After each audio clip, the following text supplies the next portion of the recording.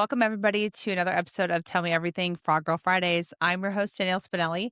I have the cargo theft prevention king, that's what I like to call him, Scott Cornell, coming on with us.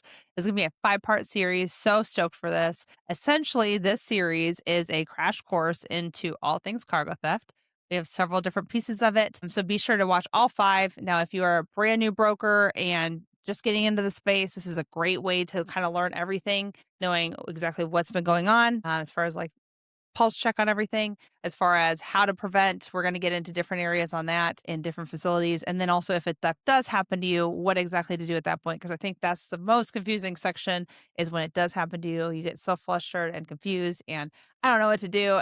Like I mentioned on there too, is whenever in that episode is whenever it does happen, you're literally I know whenever I was making a report, just so flustered and you're just like, oh my God. All right. And that's not going to be an effective way to get a recovery. So end of the day, we want to make a big stop to this. This is going to be a big crash course. Definitely, I know Scott will talk about this and I'll make sure to put this in each episode, but TAP is a great resource. If you are not already a part of them, definitely sign up, do their courses because there's a lot of things that we can say online. There's a lot of things that we can't. So he does a great job at, keeping those resources up to date.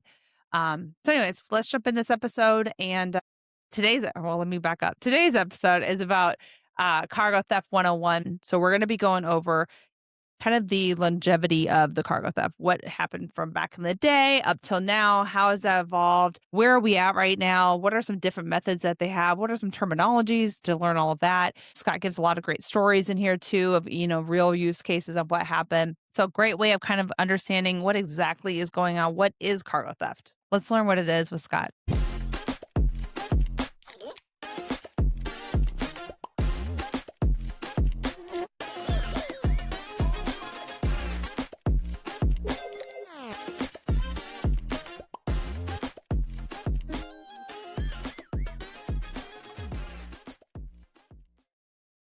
Why don't you really quick do an intro on yourself? Okay.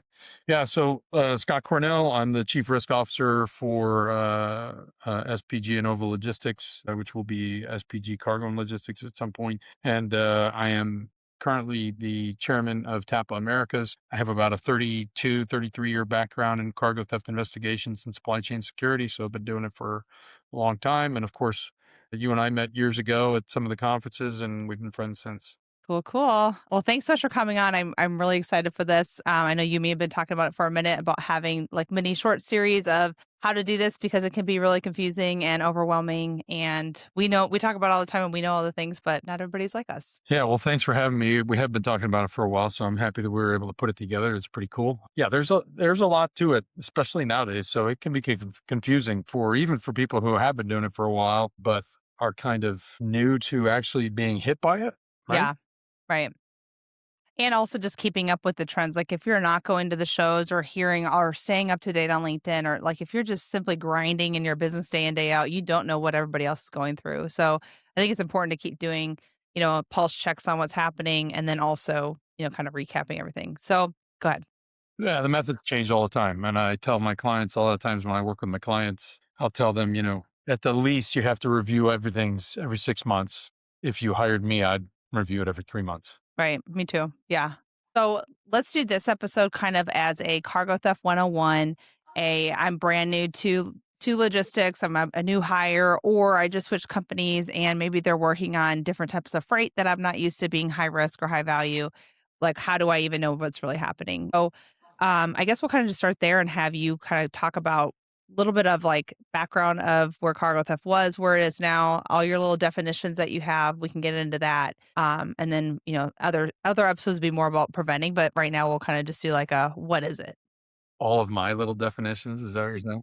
The industry definitions that you heavily push, because I should not be known as fraud girl. It should be cargo theft girl. No, I think fraud girl's a great name, but we can't call everything freight fraud, right? So because Right. It's not all freight fraud. So, and that's important. I think the industry being on one page for most of it, right, is important. Mhm. So yeah, so where's it been? So Gary Thomas and I actually just did a presentation that was sort of a how did we get here type of thing at JJ's conference in Florida or in Texas, sorry. And we went back and showed how, some of these major incidents that we experienced through time, whether they're economic or the pandemic and things like that, will make big changes or initiate big changes in cargo theft. So if you go back to, what we talked about is if you go back to 2008 and prior to 2008, electronics was number one, right? It was the Mhm. number one targeted commodity. And then we had the economic downturn in 2008. And by 2010, food and beverage hits as the number one. And we knew that back then they did that because of the economy, right? Because people weren't spending money on electronics. But they actually realized shortly thereafter, hey, this is a really good commodity. The evidence is consumed, it's hard to track. There's no warranty that you ping online, anything like that, right? And also, are people even going to chase us? Because Right. even if you recover it, most people want it destroyed, or you have such a short window because it's sold or consumed that you went from electronics you could chase for months to food and beverage you could chase for days, maybe. And then what do you do with it when you find it? So we saw that was a big shift. But then right after that, 2010 to 2013 is when we first saw strategic theft appear. So if we go back to the little definitions, right? We have these two categories that are the buckets, the main buckets for all cargo theft. You have straight theft, which is called straight theft because it's straightforward. You're physically going out and you're stealing it. You're physically on location, truck stops, drop lots, parking lots, all that stuff. And you're physically there stealing it, whether you're taking the whole truck or you're pilfering a couple of pallets out of the back or anything like that. And then you have strategic theft, which the easiest way to decide if you've been a victim of strategic theft is, did it begin with some kind of deception? So freight fraud is in that category. Freight fraud falls into that bucket. And to me, CargoNet has a little bit of a different definition around freight fraud. To me, that's the MC number fraud, right? That's where we see the fraudulent use of the MC numbers. So to me, Yeah. that's where freight fraud comes into that strategic theft bucket. But in 2000, from 2010 to 2013, strategic theft was two methods. It was fictitious pickup and it was identity theft. Right. And it was less than 2% of all cargo theft. And I kind of joked about it, but I think it was 2012 or 2013. DZ Patterson and I stood in front of the room. We always presented together back then. And we said, hey, we think strategic theft is going to be a problem in the future. And most people kind of waved us off. Right. And then we looked, Gary and I looked at 2015 numbers, 2017 numbers, and it was still like 2 or 3%. And there was still Crazy. really only, a handful of methods. Right. And sorry, and really then that was because like I was a broker back then. So at that point, that's kind of whenever you had like the I instead of an L or an LLC or like just you're faking little emails. That was like I guess for me as a broker, that was like the easiest way I could spot it Yeah. and find that out. Or they would say, hey, try my sister company, this MC, whenever the other MC didn't have that. Right. Or, those were like the simple telltales back then. That's how simple it was to vet. And then it moved on from there. The So go good old ahead, days, keep going. right? So Keith and Yeah. I joke when we say those are the good old days, as Right. funny as it sounds, right? And identity theft was pretty straightforward. They would post a fake load on a load board. A trucking company would send their carrier packet in. They would then take that carrier packet, pretend to be that carrier, go and bid on loads. It was very simplistic, but you could see, if you were paying attention, you could see how this would be a desirable way to commit cargo theft, right? And Right. so you were just kind of wondering, when's this gonna kind of blow up? And for a while, I kind of thought, well, maybe I was wrong. Maybe it isn't going to become such a big deal because, like I said, 2015, 2017 is still like 2 or 3% of all cargo theft. And then 2020 hits and we have the pandemic, right? And you and I both know from there, from 2021 to 2024, all cargo theft, by the CargoNet numbers goes up 93%, but strategic theft goes up 1,475%, right? It just Wow. explodes. And not only did it explode, but that's when we just kept seeing new method after new method after new method, which is why we had to stop calling it fictitious pickup because fictitious pickup was one method and it was also becoming the least used method. Right.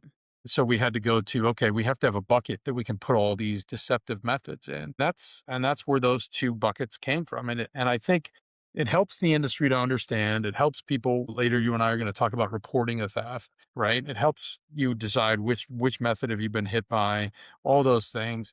And then we're going out, experts like myself and Keith and Gary and Cornell Hildenbrand, and you keep going on the list. We go out and we train law enforcement on that terminology. Yeah. So if the industry starts suddenly talking in a different terminology, then the communication gets screwed up, right?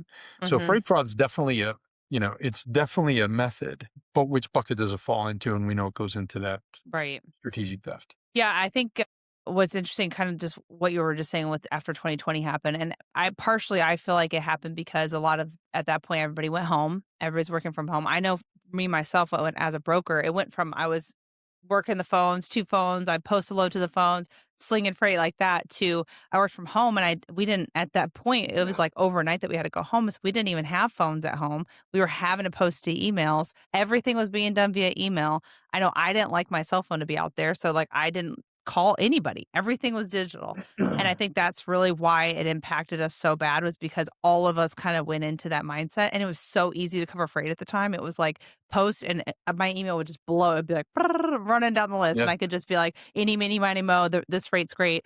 I want a gold truck. I want this. Like you could do whatever you wanted to at the point. Right. And so I think that's why it blew up because of that. And then as soon as it kind of shifted where the market did turn a little bit, where it was capacity was a little bit tighter than that, that's whenever they were able to hit even harder because to me, when capacity gets tighter, people get, they'll roll the dice on it, really anything. And that's whenever, like right now, Right. we're seeing, capacity getting tighter. And I'm like, our numbers for 2026 are going to be way higher than 2025, mainly because of capacity. Yeah, I think everything you just said is applicable and it's accurate. And I think, you kind of add to that that so many people, good guys and bad guys, learned, hey, we can just do all this almost Hmm. anonymously, right? Right. And if you don't want to talk to people on the phone all day, you don't have to talk to people on the phone. Let's face it, not everybody loves to be on the phone all day, Yeah. right? So if you don't want to be on the phone all day, you can figure out how to do this. And I think so, the brokerage industry realized, hey, we can be very efficient and we can do this and we can be quick about it. And the bad guys realized, hey, people are used to working with anonymous people at this point. They don't need to see your face. They don't need to Yeah. hear your voice. We can, and then so they start pressure testing one method after another. And this is something that we talked about a lot at JJ's conference was they pressure test, right? So 2 years ago, very little email phishing, very little social engineering, right? Was asked at a conference, hey, how often do you see this? And I think my response at the time was, maybe once a month or something like that. But I think it's going to be a problem. And sure enough, here we are Hmm. 2 years later, and it's every day, all day because they pressure tested, it worked, right? And keep in Yeah. mind, people will say, well, how many emails do you have to send? They don't care how many emails they have to send, Right. right? They're going to use AI to do it potentially, right? But even if they don't, they only have to get it right once. If they send 1,000 emails and they get one person to hit on it, they get a $250,000 load. They get a Right. $300,000 load. I mean, the return on investment's incredible. So why wouldn't they do it? Yeah, and another new thing kind of I guess this isn't really new, but I think this is more popular now is the selling of MCs, if you wanna talk on that too, just like how that has changed and why. I think, the reason why that's just to kind of pre-emphasize that, the reason why that has become such an issue is because of the way that we were vetting carriers and not doing it correctly, like saying the whole, "They have to be in business for a year, and they have to have X amount of inspections." Like, I think we created this monster now because instead of properly vetting and talking to we put a bunch of band-aids on it like, "Oh, this solves it all by them having no inspections. This means they're completely bad." So that's, one of the reasons why, like, I'm so passionate about learning how to properly vet. But anyways, if you wanna touch on all that. Well, I think your point's well made, right? I think that we almost took a little bit of the human touch out of it and we just made it, these check boxes, right, of Right. vetting. And the bad guys, we talk about this all the time, right? The bad guys watch what we do. Mhm. Right. And then, you and I have joked about, you've heard me joke about this. I say, for the love of God, please stop posting your solutions on social media. Right. Yeah. But the industry loves to post their solutions on social media. Right. Right. So the bad guys just watch that and they pay attention to that and they see how we do things and they see that checkbox type of theory. And they go, okay, how do we just find the gaps between these check boxes? And they find them all the time. Right. So, yeah, the MC number thing is crazy. So, for me, this goes back to 2020 when Jeff Hall, rest in peace, dear friend of mine, and you knew him, you met him, right? Mhm. He just called me one day and he says, "Hey, Scott, I got some intel from an informant, and I want you to hear this because I need your opinion on it." So we talked to this guy, and he says, "Hey, so and so is going to buy or has bought over 400 MC numbers," and I thought I had not heard that before that moment, right? So Right. Jeff bringing it to my attention was with his informant was the first time I had ever heard it. And so we listen to this guy, we get that information, and then Jeff and I get on the phone together and we're talking about it. He says, "What do you think? What do you think's going on?" And I said, "Well, here's what I would do. I would take half of those, right? And I would go haul freight with them. Mhm. And I would legitimately haul the freight. I wouldn't steal anything. I would legitimately haul the freight. In doing so, I would establish trust. I would get volume. I would gather intel. I would see how you do your paperwork. I'd see how you Yeah. do your check-in. I'd see how you do your vetting, and who your clients are, what the routes are, what it's like at the point of pickup, what it's like at the point of drop off. All this intel I would be gathering on you while I'm gaining your trust. And you're paying me to do it. Yeah. It's not like I'm losing money. And then I would take the other half and I would immediately just go steal loads with it. I'd get booked on a load. I'd steal as many loads as I could until the industry said, "Hey, don't use Spinelli trucking anymore." Right? They've stolen a Hmm. bunch of loads, and then I would just throw it in the garbage. And I've stolen 5, 6 loads with it. I paid $10,000 for it. I'm way ahead, right? Yeah. And then once I burned that half of them, I would then flip the switch on the other half that I'd been gaining volume and trust and intel on, and I would steal hundreds of loads, right? Which would Right. be easy to do. And Jeff and I both agreed at the time, like, yeah, that's probably what's going on. And sure enough, we pegged it and that's what's going on. And so I think they had that initial success, which goes back to what I say, which is they always pressure test. Hey, will this work? Right. And in doing so, keep in mind that they're kind of telling you what they're going to do.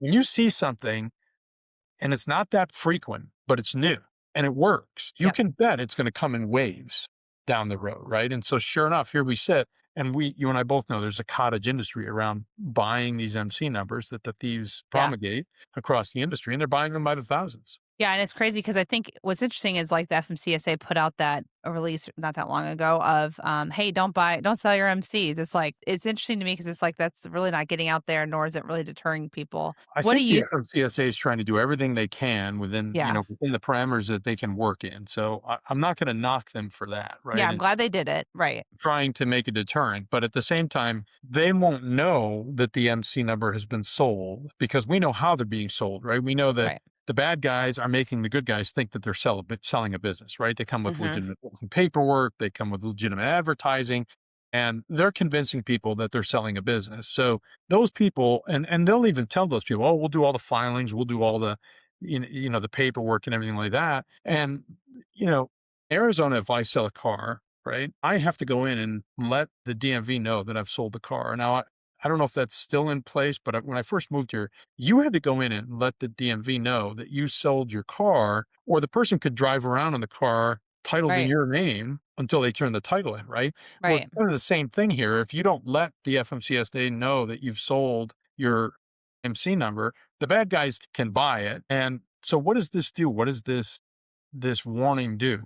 We were talking about this the other day. Maybe it gets them to not play the long game on the MC numbers, but if you think that's a relief, that's not, right? So if they Hmm. don't know that you've sold the MC number and they buy it, maybe now they feel like, hey, we gotta steal as many loads as we can in the first week that we own it because it's going to get shut down once people realize it's been sold, right? So now they go from playing that long game of 6 months of gaining intel and everything like that to, hey, we're just going to buy it. We're going to steal 6 loads a week on every one Yeah. that we buy, and then let them shut it down. That or like you were saying earlier, or legitimately run and rebuild the trust of legitimately running. And I think that's kind of where like the vetting platforms sometimes make mistakes is that saying like, oh, after 60 days of you changing your name or whatever, then it's no longer anything. There's a lot more that goes into that, and we'll get into kind of how to actually vet on other series too. But another thing I want you to touch on a little bit further is the phishing attempts, and obviously that's kind of like the biggest thing that's happening, I think, right now is that identity theft in that regard, and how they're kind of just living in these inboxes for a long time. Like you said, the long game is being played out way more than what people think. I think everybody Yeah. just thinks like, oh, they just got your email hacked today and this happened today. No, they're very smart with this. No, they're super smart. Again, I think before we talk about that, we have to, kind of speak to the listeners to the fact that, hey, we know that in 2020 and beyond, theft went from those small regional crews that Yeah, used to do it, that were here domestically in the US, to these big international crews, right? And these big international crews are much more sophisticated. And they have the resources to do this. They have a room full of people at computers and laptops and everything like that are just attacking your system all day, right? yeah, And so that leads us to your question. And I think it's become a massive part of their play and their strategy. And to your point, the long game people do not realize that the long game is going on all day, all the time with this, right? So they'll get in your email. I'll give you one example of how they adapt, sorry, to what the industry does. So we know that the industry goes out and says, hey, if the broker hires ABC Trucking and XYZ Trucking shows up at the shipper, Mr. and Mrs. Shipper, don't load that trucking company Mhm. because you were told ABC Trucking is coming, right? Right. And so don't load XYZ Trucking. Make sure you call the freight broker or something like that, right? So I was made aware by a good friend a while ago that there's an example where these guys get in a carrier's email through a phishing email Mhm. and they sit in there and then they create their own email account in there, right? So Danielle at ABC Trucking now, right? And they go out and they bid on loads as ABC Trucking. They get booked on that load. They erase all the email communications so that the legitimate people at ABC Trucking don't Can't see know it. that this has been going on, Right. right? They then turn around and pretend to be the broker and they book ABC Trucking to go pick up the load Wow. so that there's no question at the shipper because they know the shipper thinks ABC Trucking is coming, right? Mhm. And so ABC Trucking goes, picks up the load, and the bad guys redirect them. And ABC Trucking has no idea that any of this has occurred, that their email was breached, that the load was bid on from their account, and that they have been incorrectly booked by bad guys to go and pick up the load and basically steal the load for them, right? So that's Mhm. the level of manipulation we're seeing with that. It's the phishing, it's the social engineering, right? They'll sit in, they'll launch a virus that allows them to monitor your screen, see what loads you're bidding on, who you're communicating with, insert themselves in the communications, take control, all these different things, and they're sitting there patiently because Yeah. again, yours isn't the only one they're in. They're in a thousand others. Right. So, and this one down the road has been baking for 2 months and now they can hit on it while yours is brand new. And it's just this long played out scheme. I've even heard too of them calling like their legitimate drivers, like, yeah, they picked him up, but then rerouting that driver and saying, hey, you're a dispatcher and I do this, or I'm the broker and doing this. And I think that's important to bring up too, because on a driver level, there, and one thing that we have never done well in the industry, which is why we're having such a problem, is that we have so many weird things that like we'll reroute somebody midshipman and it will just be like, hey, you need to go here. I'll pay you X per mile. Is that cool? Okay, bye. Like I'll send Yeah. you a revised rate sheet. And that's fine. Like, it's so normal. The blind shipments is so normal. All these different things that we do that are so like, if you think about it outside of our industry, it's like none of this why would we not have verification in place? It's wild that we have operated like this for so many years, but they know our industry well enough to where those little tiny things that we do that are like, why are we doing that?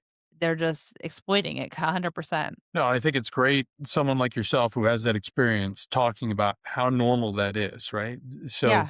there are a lot of people out there who think that that should be a red flag when that happens. No, that happens No. all the All time, the time. every day, right? Even when if I date myself, go way back to when I was driving truck in college, and I had a pretty detailed route for the day, based on a bunch of different deliveries, I could get redirected at any given moment, right? Right. Hey, you got to go. We need you to go pick this up or go do this. Or it was normal.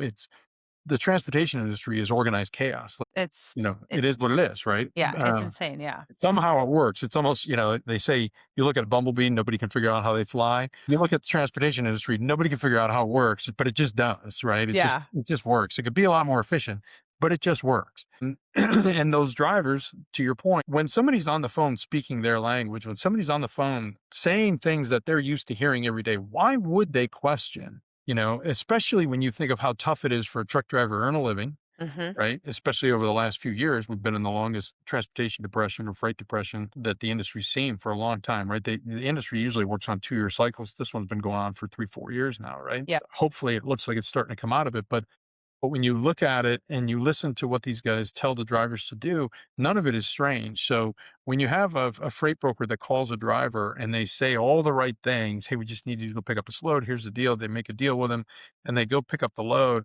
and they've learned, right? Again, the industry likes to talk about their solutions. Hey, if the deal sounds way too good to be true, it's way too good to be true. So Yeah. now they'll just make their deal just a little bit more attractive than Right. normal, not ridiculously attractive. So the driver just thinks, okay, I'm getting a pretty good rate here. It's better than what I normally get. It's not exorbitant, but it's better than what I normally get. So yeah, I'll go pick up that freight, and everything sounds normal on the phone. And then they get the blind shipment or they get redirected, to your point. Well, and even like what you just said too, even making it sound a little bit sweeter. I mean, I would throw in a little bit extra per mile or whatever because I knew that this driver's going to be super irate at me because he's not going to be able to get that reload at whatever location. So I need to make it sound better because I need him. I got to have him do it. So I got to Yeah. convince him without, and I don't want to get yelled at. So Right. it's very normal. Right. Another area that I want to touch on too is cluster theft. If you want to give us the run through on what that is, and I'm hoping I'm not missing anything else, but I know that's another one that is I think happening a lot more than what we realize, and especially what's being reported. Yeah, we'll talk about cluster thefts, and then I have a method that I think I've discovered over the last couple months that I have a sample size on that we can talk about that really isn't out there in the industry yet. So that'll be good for getting it out there. But the cluster thefts, I'm almost afraid to say this out loud, but they've calmed down a bit, right? Or at least it's been They, reported. yeah, right. Yeah. But it seems as though the cluster thefts themselves have calmed down a little bit. And I think really because when I look at a bunch of the methods, cluster thefts were one of the easiest to fix if you wanted to prevent them from Right. happening, right? But what a cluster theft was this goes back to our comment, our discussion earlier. They buy the MC numbers and they haul for months, right? Hmm. They gain your trust, they gain your routes, your intel, and everything like that. And then what they slowly were doing was they would just one day say, okay, from here on in, we're going to remove all the pallets from the load except one or two, right? So if it was a 24 pallet load, they would take 23 off and leave one on, and they would redo the paperwork because again, they've been gathering intel on the paper and how it was done and scanning it and everything like that and manipulating it.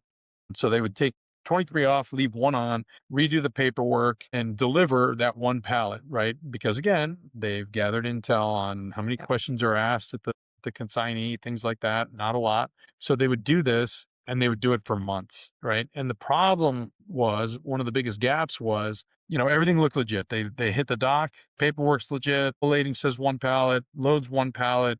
People have to think, people will say, well, how many loads show up before they realize that it's short? Well, you have to think how big these distribution centers are, how Yeah. many doors these warehouses have, how many different people work those doors, over how many shifts, over how many locations, Yes. right? So it's not something that's going to immediately ping a red flag because there are one pallet loads for quick orders, things like that.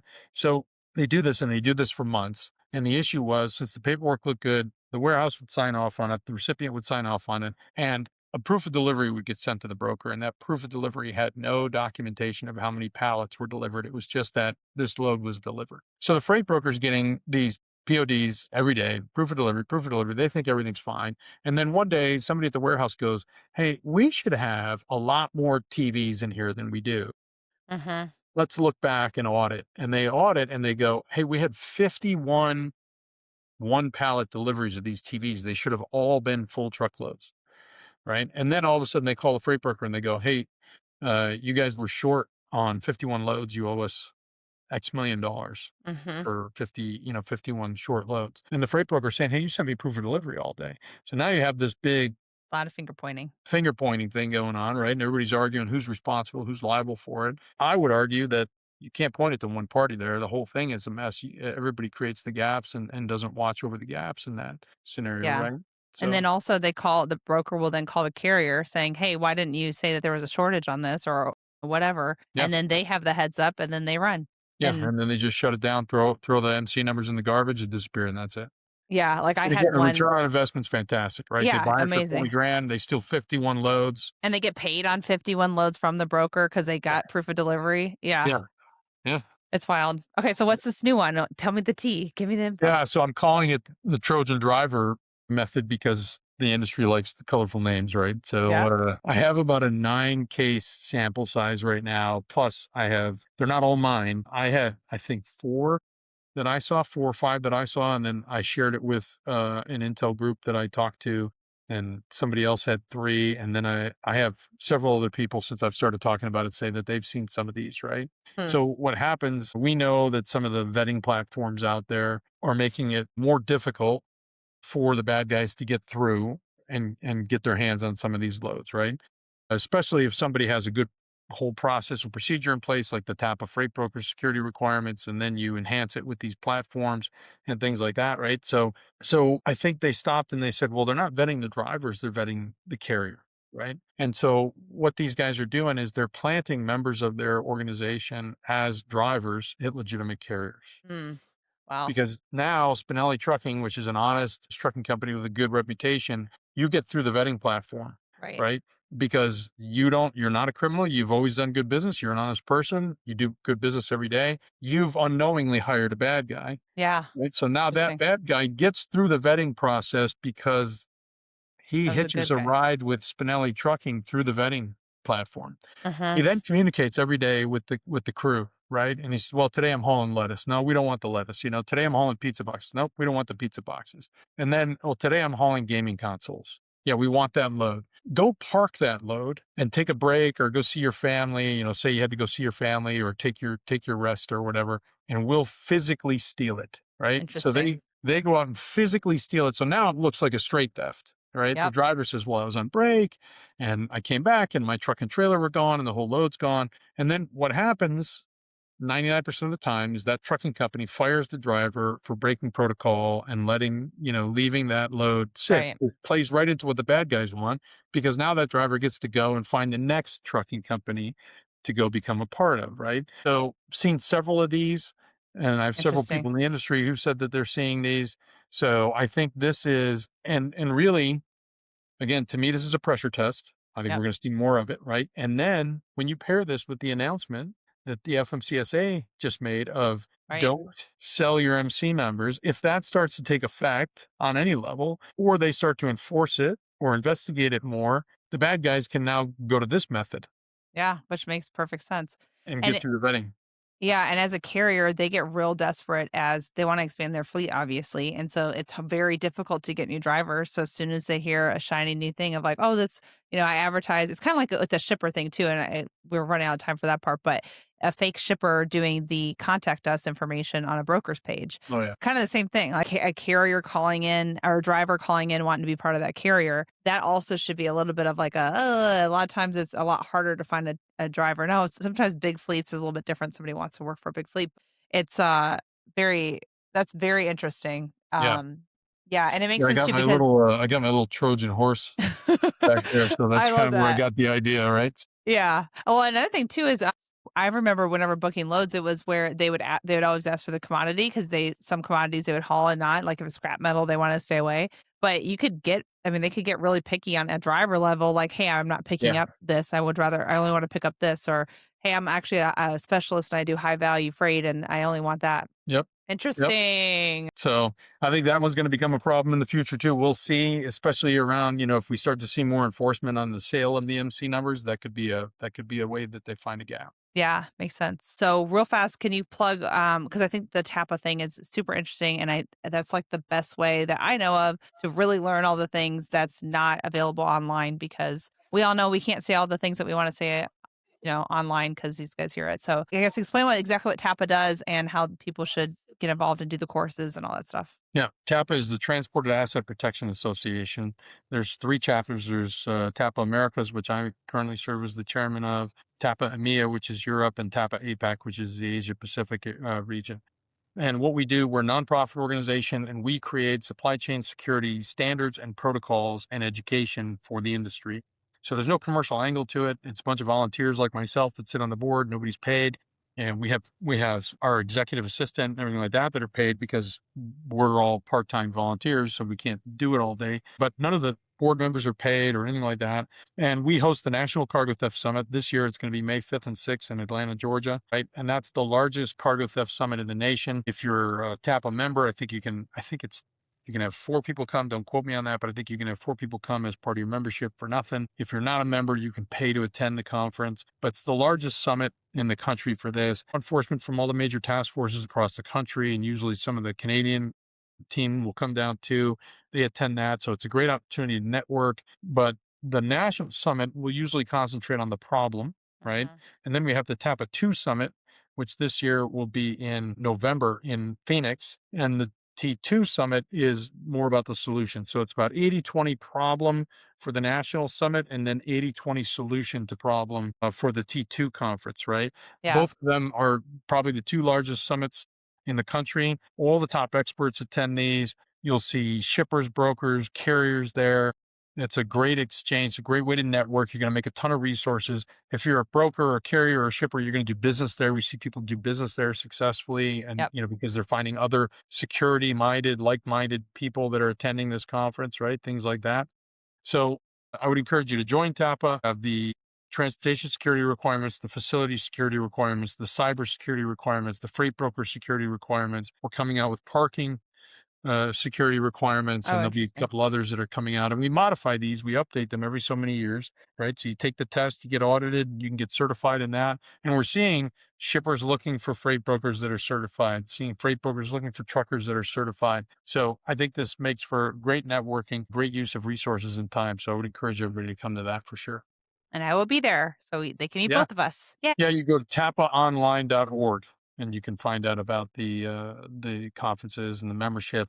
And for members, we have webinars, we have the resource room, we have our law enforcement committee, we have webinars that we host and things like that, all free for members. Well, cool. Well, let's wrap this one up. We'll have, like I said, many other series on this, and we'll film the next one. All right, sounds good. All right. Thanks. Thanks for having me. What a great episode with Scott. I so appreciate his time. As you guys probably heard me talk about this is a 5-part mini series. This is episode 1. Be sure to check out all the other 4 that'll be coming up the rest of this month. This is definitely a series that I would keep in your back pocket. Any new hire needs to keep up with this. We'll hopefully be adding on to this little mini series as time goes along. But it's a great way of knowing what is cargo theft, how to prevent it, how to even make a report. All this stuff will be coming in this series. So big things on this. Really appreciate Scott's time. Amazing, all of his knowledge and being able to grab that from him. So, anyways, let's like I said, be sure to check out all the other episodes within this mini series and all things Fraud Girl Fridays. All things Tell Me Everything, but specifically Frog Girl Fridays. If you're in this piece, if you are in any part of the industry, shipper, broker, carrier, any of that, it is very knowledgeable for you. I even have some pieces from like the supply chain, trade compliance, that type of stuff too. I mean, this is affecting everybody. So let's all come together and learn more. Thanks you guys for watching.